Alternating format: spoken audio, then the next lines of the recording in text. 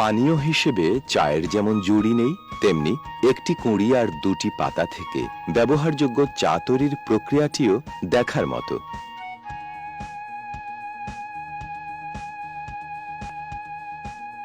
টি processing প্লান্টে চা বানানোর কাজ চলে কয়েক ধাপে।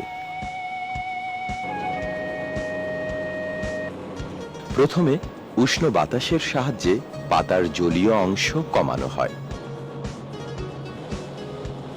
গ্রিন লিফ হাউস বা ধুম ঘরে লম্বা ট্রাফের ওপর পাতাগুলো এভাবেই উষ্ণ বাতাসের পরশ পায় 14 থেকে 16 ঘন্টা।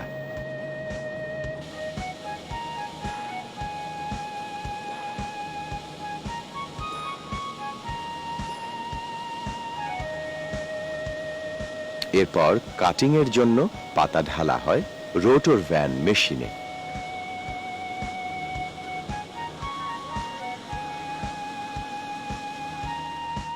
চা পাতাকে পাকানো, ছেঁড়া এবং পেশা এই 3 ধাপের কাজ চলে সিটিসি মেশিনে।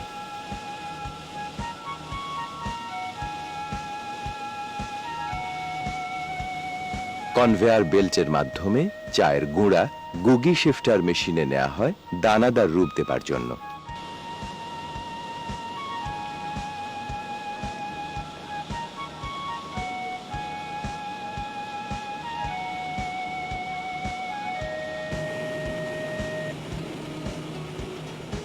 তাপ নিয়ন্ত্রিত ভাইব্রো বেড ফ্লুইড ড্রায়ার মেশিন দিয়ে চা ভাজা হয় ফার্মেন্টেশন রুমের রাসায়নিক প্রক্রিয়া শেষ হলে।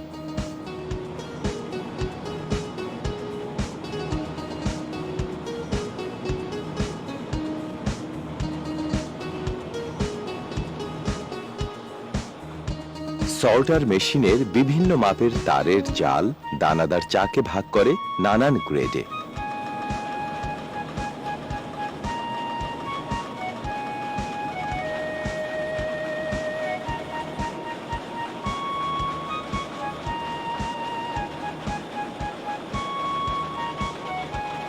এভাবেই বাংলাদেশে প্রতি বছর প্রক্রিয়াজাত হয় প্রায় 5.5 কোটি কেজি চা।